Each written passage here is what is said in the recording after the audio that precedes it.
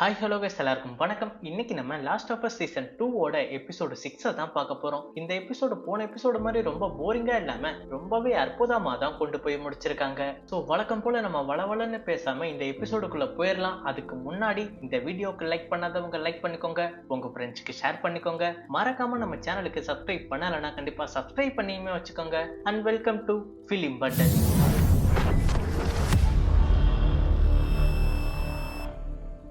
இந்த எபிசோட் ஆரோட பேரு த பிரைஸ். இந்த எபிசோட் எங்க ஆரம்பிக்குதுன்னு பாத்தீங்கன்னா 1983 தான் ஆரம்பிக்குது. கதையில ரொம்ப முன்னாடி போயிட்டீங்கன்னு சொல்ற மாதிரி நம்ம ஜோயலும் டாமியும் சின்ன பசங்களா தான் இருந்துகிட்டு இருக்கிறாங்க. அதுலயே டாமி வந்து இப்ப இருக்கிற எலியோட வயசுல தான் இருந்துகிட்டு இருக்கிறான். இப்ப டாமி வந்து சின்ன வயசுலயே ட்ரக்ஸ் எல்லாம் யூஸ் பண்ணி ஜோயல் கிட்ட மாட்டி இப்ப டாமி வந்து கெஞ்சிக்கிட்டு இருக்கான். அவ்வளவுதான், இன்னைக்கு நான் சாக போறேன், அப்பா என்ன பெல்ட்டால உரின்னு உரிக்க போறாருன்னு ரொம்பவே பயந்துகிட்டு இருக்கும் போது இதை கேட்டுக்கிட்டு இருக்கிற ஜோயல் வந்து, நீ எதுக்கும் கவலைப்படாத, இனிமேட்டு இந்த தப்புலாம் பண்ணாத, அப்பாட்ட நான் பேசிக்கிறேன், உனக்கு எதுவும் ஆகாது அப்படின்னு சொல்லிக்கிட்டு இருக்கிறாரு. இப்போ கொஞ்ச நேரத்திலேயே ஜோயலோட அப்பாவும் வராரு. ஜோயலோட அப்பா வந்து ஒரு போலீஸா இருந்துகிட்டு இருக்காரு. அப்ப அவங்க அப்பா வந்ததும் ஜோயல் வந்து சொல்லிக்கிட்டு இருக்காரு, டாமி ரொம்பவே பயந்துருக்கான், அவனை அடிக்காதீங்க அப்படின்னு. அப்போ ஜோயலோட அப்பாவும் நடந்த விஷயம் தெரிஞ்சுக்கிட்டு, நீங்க என் பையன்றதுனாலதான் அவன் என்ன ஜெயிலுக்கு போகாம இருக்கிறான் அப்படின்னு சொல்லிக்கிட்டு, நான் அவனை இன்னைக்கு அடிக்க போறது இல்ல, அதான் நீயே அடிச்சிட்டியா அப்படின்னு சொல்லிக்கிட்டு, என்ன சின்ன வயசுல எங்க அப்பா பயங்கரமா அடிச்சாரு, அதுல எனக்கு 2 வாரத்துக்கு வாய்ப்புல ரத்தம் ஓடிவிட்டு இருந்துச்சு அப்படின்னு சொல்லிக்கிட்டு இருக்காரு. அப்ப அதுல இருந்து நான் தெரிஞ்சுக்கிட்டது என்னதுன்னா, என் பையனை நான் இப்படி எல்லாம் கஷ்டப்படுத்தாம வளர்க்கணும் அப்படின்ட்டு தான் நான் ஒன்ன அடிச்சு வளர்த்தேன். ஆனா நான் டாமி அடிக்கல, இப்ப நீ தான் எனக்கு அடுத்து வரும்போது உன் பையனை என்னை விட நீ பெட்டரா வளர்க்கணும் அப்படின்னு சொல்லிக்கிட்டு இருக்காரு. அப்ப இந்த வயசுல இருந்துதான் ஜோயலுக்கு ஃபேமிலி தான் ஃபர்ஸ்ட் இம்பார்ட்டன்ட் தெரிய வந்திருக்கு. அப்ப அவங்க அப்பா வந்து இப்ப லாஸ்டா என்ன சொல்றாரு அப்படின்னு பாத்தீங்கன்னா, நீ எப்பவுமே என்னை விட பெட்டரா தான் இருக்கணும் அப்படின்னு சொல்லிக்கிட்டு அவரோட டியூட்டியை பார்க்க கிளம்புறாரு. அப்படியே இந்த சீசனோட டைட்டில போட்டு ஆரம்பிக்கிறாங்க. இப்ப எலியும் ஜோயலும் ஜாக்சனுக்கு வந்து 2 மாசம் கழிச்சு காட்டுறாங்க.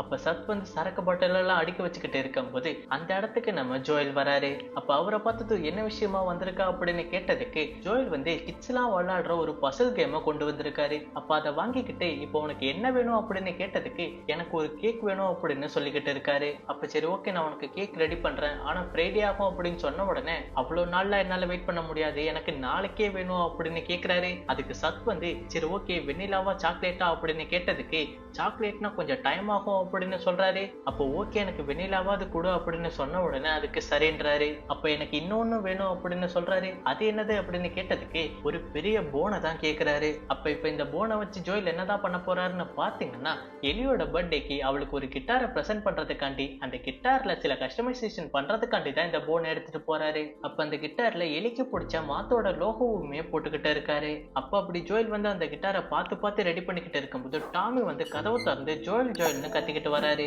என்னாச்சு, என்ன ப்ராப்ளம்ட்டு ஜோயல் வந்துகிட்டு இருக்கும்போது தான் எலியோட கையில ஒரு கட்டு போட்டுக்கிட்டு இருக்கு. இந்த கட்டை பார்த்த உடனே ஜோயலுக்கு மனசே விட்டுறது, என் பொண்ணுக்கு என்னாச்சு அப்படின்னு கேட்டுக்கிட்டு இருக்காரு. இப்ப எலி வந்து என்ன பண்ணிருக்கா அப்படின்னு பாத்தீங்கன்னா, அவளோட கையில ஒரு பைட் மார்க் இருக்கும் பாத்தீங்களா, அதை மறைக்கிறதுக்காண்டி அவ கையில சூடு போட்டிருப்பா.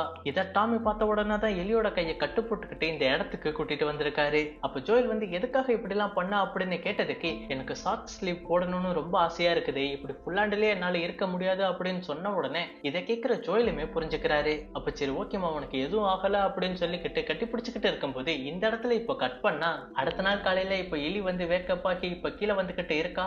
அப்ப ஜோயல் வந்து ஷாக் ஆக்குறாரு அந்த கேக்கை பார்த்து. ஏன்னு பாத்தீங்கன்னா, இன்னைக்குதான் எலியோட பர்த்டே. அப்ப சத் வந்து அந்த கேக்ல ஒரு சொதப்பல் பண்ணிருக்காரு. அது என்னன்னு பாத்தீங்கன்னா, எலின்ற பேருக்கு ஏ லைன் போட்டிருக்காரு. அப்ப இதை பாக்குற எலியும், பரவாயில்ல, பேர் தானே தப்பா போட்டிருக்கு, நமக்கு தானே இன்னைக்கு பர்த்டே, சாப்பிடலாம் அப்படின்னு இப்ப ஜோயலும் கத்தி எடுக்கிறதுக்குள்ள பஞ்சத்துல அடிபட்டவ மாதிரி இப்ப எலி வந்து அந்த கேக்கை அப்படியே பிச்சு கொதறி சாப்பிட்டுக்கிட்டு இருக்கா.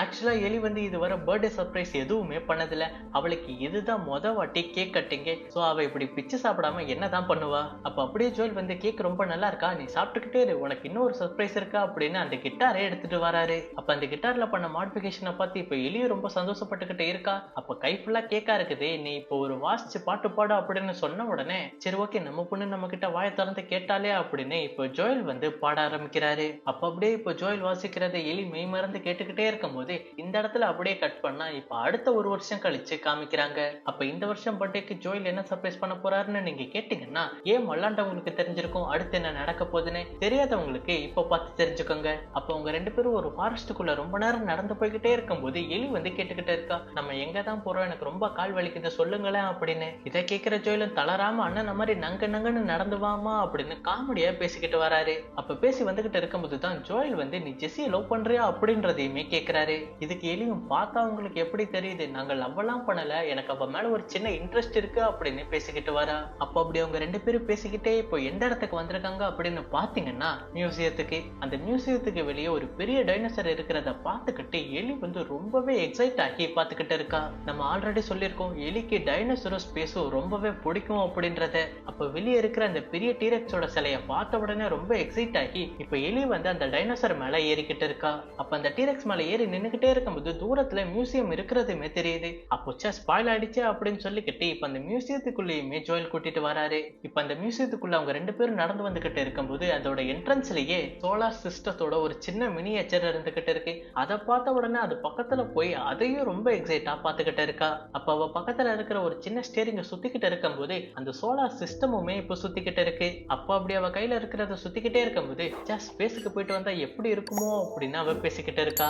இதை கேட்கிற ஜோயலோ நீ ஸ்பேஸுக்கு போக ஆசைப்படுறியா அப்படின்னு கேட்டதுக்கு நீ என்ன சொல்ற, நீ ஒன்னும் விளையாடலையே அப்படின்னு சொல்லிக்கிட்டு இப்பதான் ஜோயல் ஒரு பெரிய சர்ப்ரைஸ கொடுக்கறாரு. அது என்ன பெரிய சர்ப்ரைஸ்னு பாத்தீங்கன்னா அப்போலோ 15ஓட ஒரு லேண்டிங் பாட் அங்க இருந்துகிட்டு இருக்கு. அப்ப அதை பார்த்த உடனே இப்ப எலிய கண்ட்ரோல் பண்ணவே முடியல. அவ உடனே அந்த பாடுக்குள்ள போய்கிட்டே இருக்கும் போதே இப்ப ஜோயல் வந்து தடுக்கிறாரு. நீ போக போறது ஸ்பேஸ் ஷட்டில், அதனால உனக்கு ஹெல்மெட் கண்டிப்பா தேவை, நீ ஏதாச்சும் ஒரு ஹெல்மெட்டை போட்டு வா அப்படின்னு சொன்ன உடனே அங்க பக்கத்துல இருக்கிற ஒரு ஹெல்மெட்டை போட்டு அதுக்குள்ள போறா. அப்ப அந்த பாட்குள்ள இருந்துகிட்டு இருக்கும்போது ஜோயல் இப்ப எக்ஸ்ட்ரா இன்னொரு சர்ப்ரைஸ்னு ஒரு டேப் ரெக்கார்டரையும் கொடுக்கறாரு. அந்த சவுண்ட் என்ன கேக்குது அப்படின்னு பாத்தீங்கன்னா அப்போலோ 15ல அந்த ஆஸ்ட்ரோநாட்லாம் என்ன பேசிக்கிட்டு இருந்தாங்களோ அது எல்லாத்தையுமே ரெக்கார்ட் பண்ண ஒரு ஆடியோ டேப் தான் அது. அப்ப அந்த பாடுக்குள்ள எலி இப்ப கண்ணை மூடி அந்த ஆடியோ மட்டும் கேட்டுக்கிட்டு இருக்கும்போது ஏதோ தானே தான் அந்த ஸ்பேஸ்க்கு போயிட்டு வர மாதிரி அவ கற்பனை பண்ணிக்கிட்டு இருக்கிறா. இதே சீனு தான் அந்த கேம்லயே வந்திருக்கும். அப்புறம் அந்த மியூசியத்தெல்லாம் பார்த்து முடிச்சுட்டு அவ்வளவுதான் உன் பர்த்டே சர்ப்ரைஸ் ஓவர் அப்படின்னு சொல்லிக்கிட்டு அந்த ஃபாரஸ்ட் விட்டு இப்ப கிளம்புறாங்க. அப்ப அப்படியே இப்போ கட் பண்ணா மறுபடியும் இப்போ ஒரு வருஷம் கழிச்சு எலியோட பர்த்டே அன்னைக்கு தான் காமிக்கிறாங்க. இப்ப ஜோயல் வந்து சாக்லேட் கேக்கா வாங்கிட்டு வந்திருக்காரு. அப்ப அந்த கேக்க ஆசாசியா ஜோயல் கையில எடுத்துட்டு வந்துகிட்டு இருக்கும்போது ரூம்ல இருந்து ஏதோ முணுமுணுக்கிற சத்தம் கேட்டுக்கிட்டு இருக்கு. இப்ப இந்த சத்தத்தை கேட்ட உடனே இப்ப டப்பு டப்புன்னு அந்த கதவை பிடிச்சு அடிச்சுக்கிட்டு இருக்காரு. அப்ப கதவை திறந்து பார்த்தா எலியும் கூடவே கேட்ன்ற ஒரு பொண்ணுமே இருந்துகிட்டு இருக்கிறா. அப்ப அவங்க ரெண்டு பேத்தையும் இருக்கிறத பார்த்த ஜோயல் வந்து முறைச்சுக்கிட்டு இருக்காரு. உடனே கேட் வந்து நான் இந்த இடத்த விட்டு போறேன் அப்படின்னு அவசர அவசரமா கிளம்பிக்கிட்டு இருக்கா. அப்ப நீங்க ரெண்டு பேரும் என்ன பண்ணிக்கிட்டு இருக்கீங்க அப்படின்னு கேட்டதுக்கு எலியோட கைய பார்த்தா அந்த பைட்டிங் மார்க்ல அவ ஒரு டேட்டோ போட்டுக்கிட்டு இருக்கா. இதை பார்த்த உடனே ஜோயல் வந்து டீனேஜ்ல நீ என்னெல்லாம் பண்ணக்கூடாதோ அது எல்லாத்தையுமே நீ பண்ணிக்கிட்டு இருக்க அப்படின்னு ஆஷா பேசிக்கிட்டு அந்த கேக்க அவரும்லயே வச்சுக்கிட்டு இப்ப கோபமா கிளம்பிடுறாரு. அப்ப அப்படியே அன்னைக்கு நைட் ஆகுது. அன்னைக்கு நல்லா மழை பெஞ்சுக்கிட்டு இருக்கும் போது இப்ப எலி வந்து அந்த வீட்டு பின்னாடி இருக்கிற கரேஜ்ல பாத்துக்கிட்டு இருக்கா. இப்ப ஜோயலும் நல்லா தூங்கிக்கிட்டு இருக்கும் போது மாடியில இருந்து ஏதோ டம்மு டம்முன்னு சத்தம் கேக்குது. அப்ப என்னடா சத்தம் அப்படின்னு மாடிக்கு வந்து பார்த்தா எலி வந்து அவ ரூம்ல இருக்கிற பெட்டை அப்படியே வெளியே கொண்டு வர முயற்சி பண்ணிக்கிட்டு இருக்கா. அப்ப இதை பார்த்த ஜோயல் வந்து நீ என்ன பண்ணிக்கிட்டு இருக்கா அப்படின்னு கேட்கிறாரு. நான் இனிமேட்டு இந்த ரூம்ல இருக்க மாட்டேன், வெளியே இருக்கிற கேரேஜ்லயே நான் தங்கிக்கிறேன் அப்படின்னு சொல்லிக்கிட்டு இருக்கா. அப்ப ஜோயல் வந்து நீ பண்ணதெல்லாம் தப்பு, ஒரு அப்பாவா உன்னை கண்டிக்க கூடாதா அப்படின்னு கேட்டதுக்கு இப்ப எலி வந்து பேசிக்கிட்டு இருக்கா. நான் பண்ணதெல்லாம் தப்பு தான், என்ன மன்னிச்சிருங்க அப்படின்னு. இப்ப ஜோயலும் நல்லா யோசிச்சுக்கிட்டு எலி கிட்ட ஒரு 2 நாள் மட்டும் பொறுத்துக்கோ, அந்த கேரேஜை நான் ரெடி பண்ணி தரேன் அப்படின்னு சொல்லிக்கிட்டு அங்க இருந்து போயிடுறாரு. அப்புறம் அடுத்த நாள் காலையில இப்ப ஜோயல் வந்து கேல மீட் பண்றதுக்காண்டி வந்திருக்காரு. அப்ப கேல் கிட்ட நீங்க தான் நிறைய புக்ஸ் படிப்பீங்களா, மாத்த பத்தி ஏதாவது சொல்லுங்களா அப்படின்னு கேட்டதுக்கு எனக்கு அதை பத்தி நம்பிக்கைலாம் இல்ல, மாத் வந்து மரணத்தை தான் குறிக்கும் அப்படின்னு சொன்ன உடனே இதை கேட்கிற ஜோயல் ரொம்பவே ஷாக் ஆகி எதுவும் பேசாம நடந்து போயிடுறாரு. இப்ப அதே சமயத்துல எலி வந்து அவ ரூம்ல இருக்கிற எல்லா திங்ஸையும் எடுத்துக்கிட்டு அந்த கேரேஜுக்கா ஷிஃப்ட் பண்ணிக்கிட்டு இருக்கா. இப்ப அப்படியே இந்த இடத்துல மறுபடியும் கட் பண்ணி இப்போ 2 வருஷம் கழிச்சு தான் காட்டுறாங்க. எலி வந்து அந்த கேரேஜ்ல இருந்துகிட்டு இருக்கா. அப்ப ஜோயல் கிட்ட சில முக்கியமான கொஸ்டின்ஸ் எல்லாம் கேட்கணுன்றதுக்காண்டி ப்ரிப்பேர் பண்ணிக்கிட்டு இருக்கா. அது என்ன கொஸ்டின் அப்படின்னு கேட்டீங்கன்னா ஃபயர்ஃப்ளைய பத்தி தான், அந்த ஹாஸ்பிட்டல்ல உண்மையா என்னதான் நடந்துச்சு அப்படின்றத பத்தி. அப்ப ஜோயல் கிட்ட கேட்க வேண்டிய கேள்வி எல்லாம் ஒரு பேப்பர்ல எழுதி அதை ரீட் பண்ணிக்கிட்டு இருக்கும் போது கதவை யாரோ தட்டிக்கிட்டு இருக்காங்க. யாருன்னு பாத்தீங்கன்னா ஜோயல் தான் வந்திருக்காரு. இப்ப இந்த வருஷம் பர்த்டே கிஃப்டா ஜோயல் வந்து நம்ம எலி கிட்ட ஒரு விஷயத்த சொல்லிக்கிட்டு இருக்காரு. அது என்ன விஷயம் அப்படின்னு பாத்தீங்கன்னா நீ இன்னையில இருந்து பெட்ரோலுக்கு போகலாம் அப்படின்றது. அப்ப இதை கேட்ட உடனே எலிக்கு அவ கேட்கணும்ன்ற கேள்வி எல்லாத்தையும் மறந்து ரொம்ப ஹாப்பியா ஜோயலோட கிளம்பி போய்கிட்டு இருக்கா. இப்ப எலி வந்து ஜோயல் கூட ஃபர்ஸ்ட் டைமா பெட்ரோலுக்கு போய்கிட்டு இருக்கா. அப்போ போய்கிட்டு இருக்கிற வழியில வாக்கி டாக்கில ஜோயல் கிட்ட பேசிக்கிட்டு இருக்காங்க. நார்த் சைடு வந்து அஃபெக்ட் ஆனவங்க எல்லாம் இருக்கிற மாதிரி எங்களுக்கு இன்ஃபர்மேஷன் வந்திருக்கு, என்னன்னு போய் பாருங்க அப்படின்னு. இதை கேட்கிற ஜோயல் வந்து எலியை மறுபடியும் போக சொல்றாரு. ஆனா எலி போற மாதிரி தெரியல. நானும் பெட்ரோலுக்கு தான் வந்திருக்கேன், உங்க கூடயே தான் இருப்பேன் அப்படின்னு சொன்ன உடனே சரி சொல் பேச்சு கேட்க மாட்டா அப்படின்னு கூட்டிட்டு போறாரு. அப்ப அப்படியே அவங்க 2 பேரும் நார்த் சைடா போய் இப்போ ஒரு மலை முகடு மேல இருந்துகிட்டு இருக்கிறாங்க. இதுக்கு மேல நம்ம குதிரையோட போக முடியாது, அதனால அந்த குதிரையை இங்கே கட்டி போட்டு அந்த மலைக்கு கீழே இறங்கிக்கிட்டு இருக்கிறாங்க. இப்ப அந்த மலைக்கு கீழே இறங்கி கன்னை எய்ம் பண்ண வாக்குல பொறுமையா சுத்தி முத்தி நடந்து வந்துகிட்டே இருக்கும்போது ஒரு பெரிய சத்தம் கேட்டுக்கிட்டு இருக்கு. என்னன்னு பாத்தீங்கன்னா ஒரு குதிரை வெறி பிடிச்ச மாதிரி ஓடிக்கிட்டு இருக்கு. கீழே பாத்தீங்கன்னா அந்த குதிரையை ஓட்டிட்டு வந்தவன் அவன் காடு சிக்கி தர தரன்னு இழுத்துட்டு போய்கிட்டு இருக்கான். அப்ப இதை பாக்குற ஜோயிலோ எலியோ இங்க என்னடா நடக்குதுன்னு பாத்துக்கிட்டு இருக்கிறாங்க. இப்ப அப்படியே அவங்க ரெண்டு பேரும் அந்த ஃபாரஸ்டுக்குள்ள மூவ் ஆகி போய்கிட்டே இருக்கும்போது தான் கீழே ஒரு ஜாம்பி செத்து கிடக்கு. அப்ப அதை பார்த்து கிராஸ் பண்ணி போய்கிட்டே இருக்கும்போது தான் யூஜினை மீட் பண்றாங்க. யூஜின் யாருன்னு பாத்தீங்கன்னா கேயரோட ஹஸ்பண்ட். எபிசோடு 1ல சொல்லிருப்போம்ல, கேயரோட ஹஸ்பண்ட் ஜோயல் தான் கொலை பண்ணாரு அப்படின்னு. அவர் ஏன் அப்படி பண்ணாருன்னு கொஞ்ச நேரத்துல உங்களுக்கே தெரியும். அப்ப யூஜினை பார்த்த உடனே எலி முன்னாடி போக ட்ரை பண்றா. ஆனா ஜோயல் வந்து நீ பின்னாடியே நில்லு அப்படின்னு சொல்லிக்கிட்டு யூஜின் கிட்ட நீங்க கடி வாங்கிருக்கீங்களா அப்படின்னு கேக்குறாரு. அதுக்கு யூஜின் எந்த பொய்யும் சொல்லாம ஆமா அதுங்க என்ன இடுப்புலயே கடிச்சிருச்சு அப்படின்னு காமிச்சுக்கிட்டு இருக்கிறாரு. இப்ப இதை பார்த்த உடனே ஜோயலுக்கு இதுக்கு மேல என்ன ரியாக்ட் பண்றதுன்னு தெரியல. அவர் கன்னை ஷூட் பண்ற மாதிரி வச்சுக்கிட்டே இருக்கும்போது இதை பாக்குற யூஜினும் என்ன சுற்றாத, அதுங்க கடிச்சு எனக்கு 1 ஹவருக்கு மேல ஆயிடுச்சு, நான் இன்னும் நார்மலா தான் இருக்கேன் அப்படின்னு சொல்லிக்கிட்டு இருக்கிறாரு. இப்ப யூஜின் வந்து ஜோயல் கிட்ட ஒரே ஒரு ரிக்வெஸ்ட் தான் கேட்கிறாரு, என்னை என் ஒய்ஃபை பார்க்க விடுங்க, நான் அவகிட்ட கடைசியா பேசிக்கிட்டு செத்து போயிடுறான் அப்படின்னு சொல்லிக்கிட்டே இருக்கும்போது இதுக்கு ஜோயல் வந்து ஒத்துக்க மாட்டாரு. இப்ப எலி உடனே என்ன பண்றதுன்னு யோசிச்சுக்கிட்டு யூஜின் முன்னாடி போய் அவரோட கையை நீட்டி 1ல இருந்து 10 வரை என்ன சொல்றா. ஏன் அப்படி சொல்றான்னு சீசன் 1 பார்த்தவங்களுக்கு நல்லாவே புரியும். அப்ப யூஜின் எந்த தடுமாற்றமும் இல்லாம அவர் 1ல இருந்து 10 கரெக்டா எண்ணிடுறாரு. இதை பாக்குற எலி ஜோயல் கிட்ட அவருக்கு என்ன டைம் இருக்கு, அவரை ஒய்ஃபை பார்க்க நீங்க அனுமதிங்க அப்படின்னு சொன்ன உடனே இப்ப ஜோயலுக்கும் என்ன சொல்றதுன்னு தெரியல. எலி கிட்ட சரின்னு சொல்லிடுறாரு. அப்ப குதிரைங்கள மலையில இருந்து கீழே இறக்கிட்டு வா அப்படின்னு எலி கிட்ட சொன்ன உடனே எலியும் இப்ப கிளம்புறா. ஆனா கிளம்புறதுக்கு முன்னாடி ஒண்ணு யோசிக்கிறா. இப்ப ஜோயல் வந்து எலி கிட்ட சொல்லிக்கிட்டு இருக்காரு, நான் அவரை எதுவும் பண்ண மாட்டேன், நீ நம்பி போகலாம் அப்படின்னு. இப்ப ஜோயல் பேச்ச நம்பி எலியுமே அந்த குதிரையை கூட்டிட்டு வரதுக்காண்டி கிளம்புறா. இப்ப எலி அந்த இடத்த விட்டு போனதும் ஜோயல் வந்து யூஜின் கிட்ட அப்படியே லெஃப்ட் சைடா நடங்க அப்படின்னு சொல்றாரு. இதை கேட்கிற யூஜினுமே எதுவும் பேசாம நடந்து போய்கிட்டு இருக்காரு. அப்ப அப்படியே ஜோயல் சொல்ல சொல்ல யூஜினும் நடந்து போய்கிட்டு இருக்கும்போது அந்த இடத்துல ஒரு பெரிய லேக் மாதிரி இருந்துகிட்டு இருக்கு. அப்ப அந்த இடத்துக்கு போனதும் இப்போ ஜோயல் வந்து கண்ணை எய்ம் பண்ணி யூஜின் முன்னாடி வைக்கிறாரு. இதை பாக்குற யூஜினுமே என்ன சுற்றாத, நான் கடைசியா என் ஒய்ஃபை பார்க்கணும்னு கெஞ்சிக்கிட்டு இருக்காரு. ஆனா ஜோயல் வந்து இது எதையுமே கேட்கிற மாதிரி தெரியல. உங்க ஒய்ஃப்ட ஏதாவது கடைசியா சொல்லணும்னு ஆசைப்பட்டீங்கன்னா என்கிட்ட சொல்லுங்க அப்படின்னு சொன்ன உடனே இதை கேட்கிற யூஜின் வந்து கதறி கேட்டுக்கிட்டு இருக்காரு, ப்ளீஸ் என்ன உயிரோட விட்டுரு அப்படின்னு. அப்ப இந்த இடத்துல எந்த டைலாக்குமே இல்லாம ஒரு சேடான மியூசிக் பிளே ஆகிக்கிட்டு இருக்குது. அப்ப அப்படியே இப்போ ஒரு டப்புன்னு சவுண்டு கேட்டதால அங்க இருக்கிற பறவைங்க எல்லாமே பறந்துகிட்டு இருக்கு. என்ன நடந்திருக்குன்னு உங்களுக்கே தெரியும். அப்போ கொஞ்ச நேரத்திலேயே எலியும் குதிரையை கூட்டிட்டு வந்துடுறா. வந்து பார்த்தா அவளுக்கு பயங்கர ஷாக் ஆர்ந்துகிட்டு இருக்கு, நம்ம கிட்ட சத்தியம் பண்ணிட்டு இப்படி பண்ணிட்டாரே அப்படின்னு. இப்ப மறுபடியும் அவங்க 2 பேரும் ஜாக்சனுக்கு கிளம்புறாங்க. எலி ஒரு வார்த்தை கூட பேசாம அப்படியே ரொம்ப கோபத்துல வந்துகிட்டு இருக்கா. அப்போ வந்துகிட்டு இருக்கும்போது ஜோயல் வந்து எலி கிட்ட சொல்றாரு, இங்க நடந்த எந்த உண்மையுமே அவங்க கிட்ட சொல்லாத அப்படின்னு. இப்ப யூஜினோட டெட் பாடியும் ஜோயல் வந்து ஜாக்சனுக்கு கூட்டிட்டு வந்துடுறாரு. அப்போ கேயலும் அந்த இடத்துக்கு வராங்க.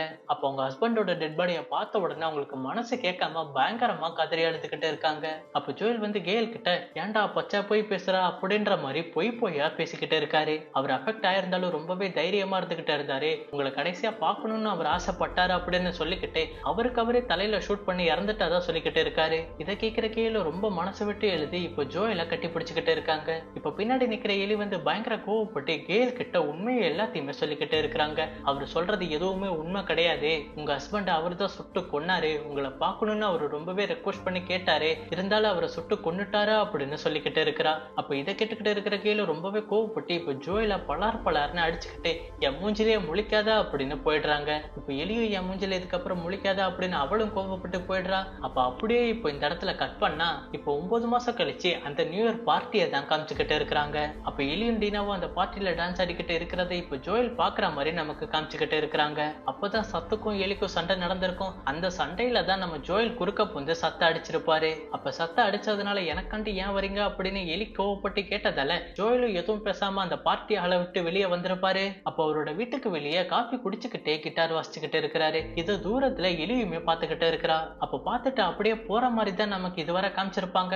ஆனா போனவ மறுபடியும் யூட்டன் அடிச்சுட்டு வந்து இப்ப ஜோயல் கூட பேசிக்கிட்டு இருக்கிறா. அப்ப என்ன குடிக்கிறீங்க அப்படின்னு கேட்டதுக்கு ஜோயலும் காஃபி அப்படின்னு சொல்றாரு. இது எங்க இருந்து கிடைச்சிச்சு அப்படின்னு கேட்டதுக்கு பெட்ரோலுக்கு போனவங்க கொண்டு வந்தாங்க அப்படின்னு சொல்லிக்கிட்டு இதை நான் வாங்குற கஷ்டம் எனக்கு தான் தெரியும் அப்படின்னு சொல்லிக்கிட்டு இருக்கிறாரு. அப்ப ஜோயல் வந்து அந்த பார்ட்டி ஹால்ல நடந்ததை பத்தி பேசிக்கிட்டு இருக்காரு. நீ டீனாவை லவ் பண்றியா அப்படின்னு கேட்டதுக்கு ஆமா எனக்கு அவளை ரொம்பவே பிடிக்கும் அப்படின்னு எலி சொல்லிக்கிட்டு இருக்கிறா. அப்ப அடுத்து ஜோயல் வேற ஒரு கேள்வி கேட்கறதுக்கு முன்னாடி இப்ப எலி வந்து முந்திக்கிறா. நான் உங்ககிட்ட ஒரு உண்மையை கேட்கணும், நீங்க மரியாதையா உண்மையை மட்டும் தான் சொல்லணும் அப்படின்னு மிரட்டி கேட்டுக்கிட்டு இருக்கா. அது என்னது அப்படின்னு பாத்தீங்கன்னா ஃபயர்ஃப்ளைல என்னதான் நடந்துச்சு, என்னை வச்சு நீங்க வேக்சின் உருவாக்கி இருக்க முடியுமா, மார்லி மார்லினை நீங்க தான் கொன்னீங்களா அப்படின்ற கேள்வி எல்லாத்தையும் கேட்டுக்கிட்டு இருக்கும்போது நம்ம ஜோயல் வந்து கமலஹாசன் மாதிரி கண்ணாலேயே பேசிக்கிட்டு இருக்காரு. அதை பார்க்கும்போது கண்ணெல்லாம் கலங்கிருச்சு. கடைசியா ஜோயல் இறந்தப்பதான் இந்த மாதிரி எமோஷன் வந்துச்சு. இப்ப அது எல்லாத்துக்குமே ஜோயல் வந்து ஆமா நான் தான் அவங்க எல்லாத்தையும் கொன்ன உன்னை காப்பாத்துறதுக்காண்டி அப்படின்னு சொன்ன உடனே இதை கேட்கிற எலி வந்து ஜோயல் கிட்ட கண் கலங்கி பேசிக்கிட்டு இருக்கா. நீங்க எதுக்காக அப்படி பண்ணீங்க? என்னை வச்சு வேக்சின் தயாரிச்சிருந்தா இந்நேரம் இந்த உலகமே மாறி இருக்கும், என் உயிருக்கும் அர்த்தம் கிடைச்சிருக்கும் அப்படின்னு சொன்ன உடனே நம்ம ஜோயலும் அவர் மனசுக்குள்ள இருந்த எல்லாத்தையுமே கொட்டிக்கிட்டு இருக்காரு. எனக்கு மறுபடியும் இந்த மாதிரி நிலைமை வந்துச்சுன்னா மறுபடியும் இந்த மாதிரி தான் உன்னை காப்பாத்துவேன் அப்படின்னு சொல்லிக்கிட்டு இருக்காரு. ஏன்ட்டு அவருமே சொல்றாரு, இது எதுவுமே இப்போ உனக்கு புரியாது, உனக்குன்னு ஒரு குழந்தை வரும்போதுதான் அவளை காப்பாத்துறதுக்காண்டி நீ துடிப்பா அப்படின்னு சொல்லிக்கிட்டு இருக்காரு. இப்ப எனக்குள்ள இருக்கிற வழி அது உனக்கு தெரியாது, ஒரு நாள் நீ புரிஞ்சுப்ப, அப்ப நீ என்னை விட பெட்டரா இருப்பா அப்படின்னு ஜோயலோட அப்பா சொன்னத இப்ப ஜோயல் வந்து எலி கிட்ட சொல்லிக்கிட்டு இருக்காரு. இப்ப இது எல்லாத்தையும் கேட்கிற எலி வந்து என்னால உங்களை மன்னிக்க முடியுமான்னு தெரியல, ஆனா ட்ரை பண்றேன் அப்படின்னு சொன்ன உடனே இந்த எபிசோட முடிக்கிறாங்க. அப்ப முடிக்கிறதுக்கு முன்னாடி இப்ப பிரசன்ட்ல எலி வந்து நோராவை கொண்டுட்டு மறுபடியும் அந்த பெரிய ஹோட்டலுக்கே வந்திருக்கான். அப்ப அப்படியே இந்த எபிசோட முடிக்கிறாங்க. இந்த எபிசோடு எப்படி இருந்துச்சு? உங்களுக்கு பிடிச்சிருந்துச்சா? பிடிச்சிருந்தா கண்டிப்பா லைக் பண்ணிக்கோங்க, உங்க ஃப்ரெண்ட்ஸுக்கு ஷேர் பண்ணிக்கோங்க. இந்த எபிசோடு எப்படி இருந்துச்சுன்னு உங்களோட தாட்ஸை கமெண்ட்ல சொல்லிட்டு அப்படியே போற போக்குல நம்ம சேனலுக்கு ஒரு சப்ஸ்கிரைபுமே பண்ணிட்டு போயிடுங்க. அடுத்த வீடியோல இன்னொரு நல்ல படத்தை பார்க்கலாம். அதுக்கு அடுத்த வாரத்துல எபிசோடு 7 பார்க்கலாம். Have a great day.